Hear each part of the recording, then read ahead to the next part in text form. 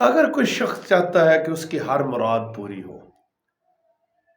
کام کرتا ہے، کاروبار اچھا نہیں چلتا، اور وہ کہتا ہے کہ میری یہ مراد پوری ہو کہ میرا گھر کا نظام اچھا چلنا چاہیے،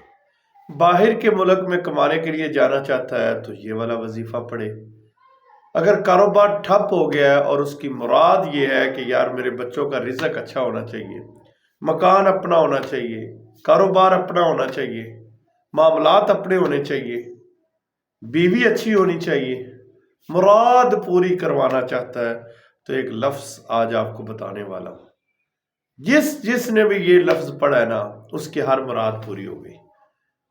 یا رافعو، 111 مرتبہ آپ نے مٹھی کو بند کر کے پڑھنا ہے، اور یہ عمل آپ نے 13 دن کرنا ہے، اور جیسے ہی آپ نے یہ مکمل ورد کر لیں تو اس کو آپ نے کھول دینا مٹھی کو، انشاءاللہ تعالی آپ کی ہر مراد پوری ہو جائے گی۔